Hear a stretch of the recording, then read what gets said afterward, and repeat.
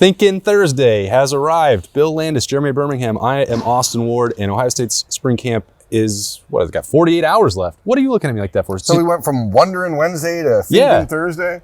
You told me What's the start Friday? Freaky Friday, come on. You told me you loved alliteration. You've been trying to get me to use more puns. Using Monday? You caused this. Fine. Bill, what are you thinking on Thursday? Hold on. Is there a rule? There are Now rules. he's hijacking Thursday. I need a thought that you had at the start of spring camp that you now think is crazy.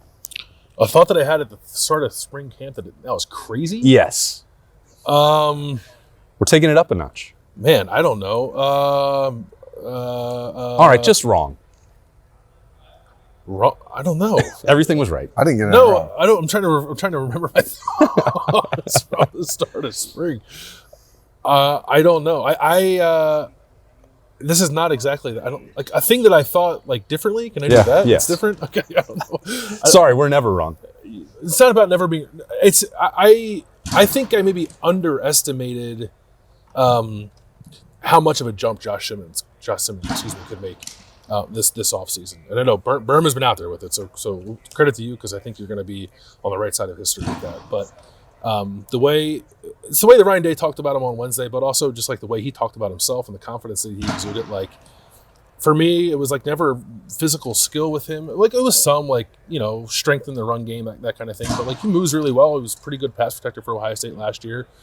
He did cut down on the penalties, and like Justin Fry's talking about how I think Josh Simmons is like understanding things in a much better capacity than he was last year. I think the experience of just playing at this level now for one season has done a lot for him. And I was trying to think the other day about the returning tackles probably more generally in the Big Ten. And there are some good ones, but I think it's possible now on the table that Josh Simmons might elevate himself to the front of that conversation. And I definitely did not think that about him coming into this offseason. I thought he was going to be more of just like a serviceable left tackle that doesn't hurt you, but like doesn't really wow you with anything that he does. But maybe he can be more than that now. It is pretty remarkable that we've spent so much time talking about the experimentation and the roster lineup jumbling on the right side and even at center with the competition. And it's like, left side's good. Not even a word about it. Nothing to say about it. Donovan Jackson and Josh Simmons are there, and there's no conversation. Oh, could this guy play left or right? Which we'd had all of last year with Josh Fryer in the spring. It's like, nope, just worry about the right side. I thought that Jeremiah Smith might be the best receiver on the Ohio State roster at the start of spring. And look, I think this is one of those things where, my weakness is my strength. I think care too much. I think now he might be the best receiver in America in college football. Oh, you aim too low. Yeah. So sorry about that, but there was all this. Has a freshman ever won a Bolitnikoff? I don't know. I think a redshirt freshman. Yeah, I think Larry Fitzgerald might have as a redshirt freshman, but I don't. That's the conversation we're having after 13 practices of spring. We try to calm the fire around freshmen often because, generally speaking, it's the tactful way to approach things and prudent. And I knew he was going to be good. This is me pouring gasoline. I knew he was going to be really, really good. But I thought it would take a little bit longer to get to that point. And, all of the conversation we hear around this building is not that he's really good for a freshman. It's like he's the best receiver on the team. He's the guy who the offense is running through in the passing game. And those conversations, again, it's spring ball. A lot of this stuff is there's 14 footballs being thrown at one time. So make of it what you will. But I don't think we could have anticipated that he would be where he is right now. And then, when you couple that with Julian Sains' emergence at the same time, there is a real potential, likely in 2025, for, a truly special group, a truly special connection between those two. So I don't know that that's right or wrong, but I definitely did not think he would be, and I was, on the bus, I was driving the bus, right? You've been engineering that train for 2 years. He is better than I could have possibly thought he would be. So this has turned into we weren't right enough. Yeah, I mean, in this specific instance, I just was not right enough. Yeah. But I'll get to what I was wrong about also. I mean, because the next step was going to be something that you thought that has been validated, and you just don't even think you're calling it wrong. It was wrong because I said over and over in his recruitment, he's the best receiver in the last 20 years. He's the best receiver since Julio Jones in 2008. So, like, I should have been able to line those things up and be like, okay, Julio Jones did this at Alabama as a true freshman. He can be that guy. But, like, you look at the rest of the receivers in the room and you're like, okay, he's not going to. No. But then, yes. Really high-level conversation. That's all right. That's a lot to think about. I'll get to what I got. Which correct take of yours are you going to try to twist in a way to make it sound like you were? I don't know that I have enough correct takes to get to that point. I thought that Ohio State's tight end depth was going to be in a much healthier spot by the end of spring. And at least compared to like getting to a Farrell-Ruckert combo level. And I don't think they are. And that doesn't mean that they can't be, but I'm a little bit concerned about the ability to get into 12 personnel and use it the way that Ryan Day wants to and Chip Kelly wants to, and what that means for the rushing attack and, you know, balancing out the offense and all those things. It's so important. And I can get the like, well, that's, if the worst thing that's going on at Ohio State is that they didn't develop enough high in depth at tight end, like they can still win a lot of games. And I definitely understand that and get that. But I just thought it's not for a lack of effort. Will Kaczmarek, every time we've been in here, has been getting extra work in. And, you know, I think that the learning curve is steep and he's got enough runway ahead of him that he can still be tight end number one. G. Scott continues to get pretty good glowing reviews from Ryan Day for what he could do. He talked on Wednesday as well, Ryan Day did, about Jelani Thurman's physical growth and development. And he named Patrick Gerd and the rest of that unit's like, hey, it's coming along nicely. I thought it would be much better and that they wouldn't have to like really take a look at the state of that group heading into the summer. And I'm a little uncertain about it right now and what that may mean for the offense as a whole. Again, is it a small thing for me to worry about? Maybe, I don't know. But I thought it would be easier for them to get through this spring than it has been. Yeah, I don't know what to make of that position either. Like, it's good to hear that G. Scott has made progress as a blocker, but maybe it's just my own like prior. Like I don't really view him as a guy who can be number one tight end here. Like, listen, if he isn't a fall and he's good, like I'll eat those words. Sure, I've been wrong before, but I think they really need like Will Kaczmarek to probably make more of a jump perhaps than he has thus far. And maybe it's not the end of the world that he hasn't in spring. Maybe we took for granted just how difficult of a leap that was going to be, but. Yeah, there could be better vibes, I guess. And I don't even know that they're bad. Just that, like, in the context of the team where there's a lot of good, like, it is a question mark. I also underestimated the ability of these linebackers to make a significant leap over that same amount of time. I don't know why I would have thought this. It should seem obvious for anyone with two sets of eyes to look at Sonny Styles and C.J. Hicks and Arvell Reese and Gabe Powers, setting aside that Cody Simon was already a relatively proven commodity there, and be like, yeah, that those athletes are probably going to be pretty good, and they're going to pick things up quickly.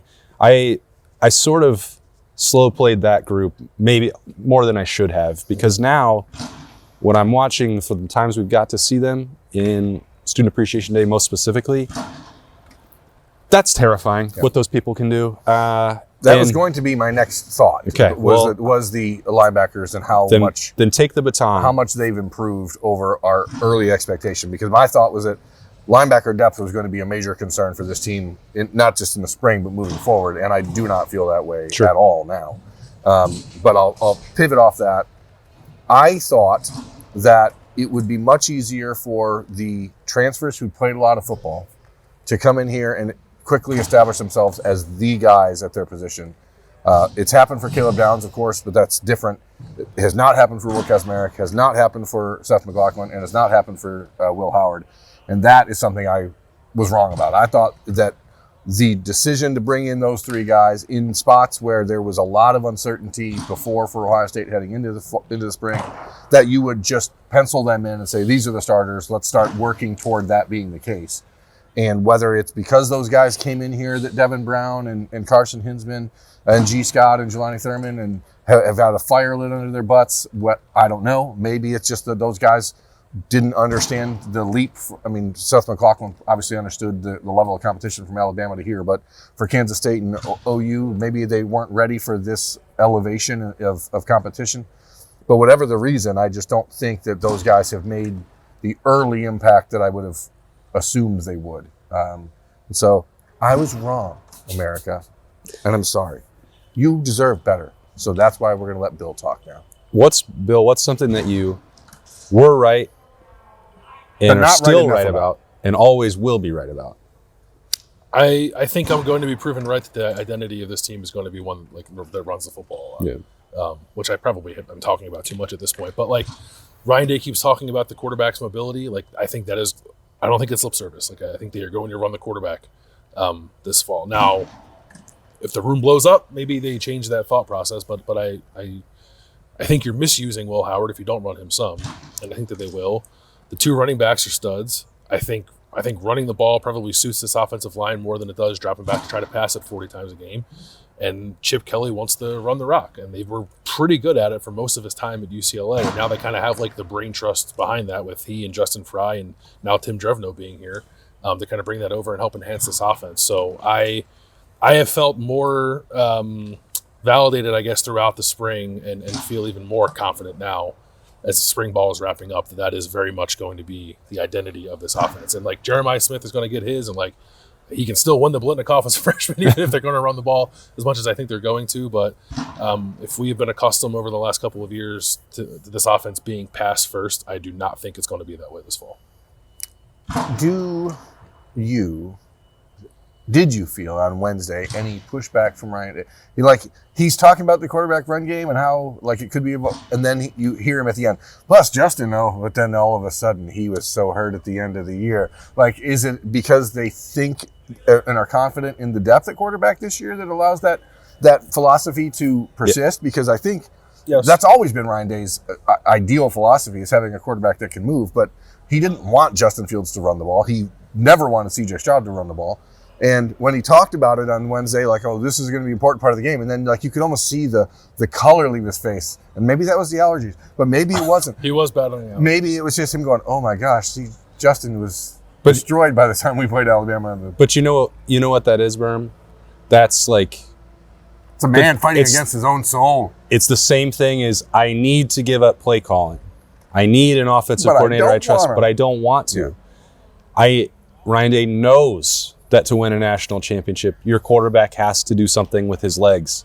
It's not about just being healthy enough to have C.J. Stroud against Georgia. They could not have nearly won that game if C.J. was not doing things with his legs. So it worked to that extent, but to win a championship game, to win in the rivalry again, like that's going to require the quarterback assisting on 3rd and 2. A little different, a little je ne sais quoi. Yeah, and I think, but I do sais quoi. And it's the running game with the quarterbacks. That's what I say, quoi.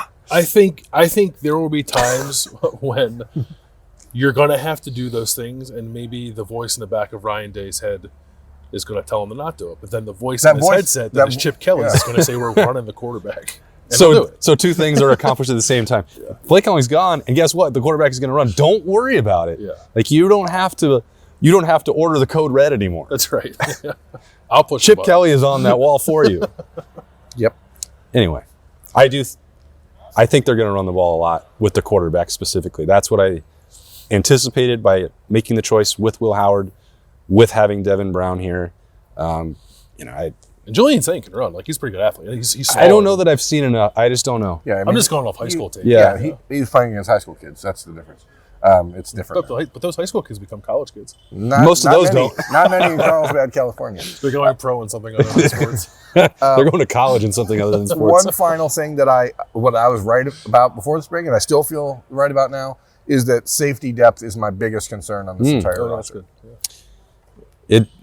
There was nothing that we saw that could have alleviated that concern with Malik Hartford out, with Lathan Ransom limited. Yeah, I mean there is. Well, if you put yourself in a different timeline, I guess, like those two guys are healthy and like out there and running around, you think you do perfectly fine. Okay. But we've not seen Ohio State get through the season without losing a starting safety for the last 5 years. So it becomes a real concern because the guy you brought in conceivably to be that depth piece a year ago in Jahad Carter, we haven't even seen in weeks. Also injured. Yeah. And he's been hurt, or Malik Hartford's been hurt. Jaden Bonsu missed all last year because of injury. Cedric Hawkins, we don't know if he's more of a nickel slot guy. He's not a regular deep safety. Like, that is a concern. So if there's a spot for me where I want to see Ohio State be really aggressive starting next week, it's adding safety depth. But that's one spot where, like, again, we haven't seen him get through the season. It's a hard sell. We haven't seen him get through the season without losing someone at that spot. So that, when Ryan Day is talking on Wednesday about how there's a lot of football to play, we're going to need depth. Like, they need it badly at that spot. Yeah, I wonder how that would look. Like, would you like to come back up Caleb Downs and Lathan Ransom? It's not the most enticing sales pitch in the world, but would you like to come play with Lathan Ransom and Caleb Downs? Wow, you've done it. There it is. You sold it. Would you like to come learn from these guys and be the starting safety opposite Caleb Downs a year from now? Yeah. Maybe win a national title. Yeah. That could work. The kids still love winning. Okay. I love winning. I do. Yeah. It's the best. This place has gotten sick of winning. That's the problem. There's so much winning. Those banners, they got different colors. Dusty. They need a little dust on. They need a new one. We'll see if they take another step towards that. 2 practices left, guys. Friday and then Saturday, the spring game, noon in the Horseshoe. Looking forward to that and a lot more coverage before Ohio State does close down spring camp. Buy your tickets. $10, general admission. You can sit anywhere. Anywhere. Get the best seats Free in the parking. shoe. 65 degrees and sunny. Perfect day. Show up a little bit later so the media can get some good parking spots, and then be there, and we'll wave to you from the field or the press box, wherever we happen to be. Anyway, we'll be back with a Freaky Friday on the Podcast Daily tomorrow. Coach's Clinic going on. We'll have a little bit of coverage maybe from that as well. We'll see as the week rolls along here on the podcast. That's Bill Landis and Jeremy Birmingham. I'm Austin Ward. We'll see you.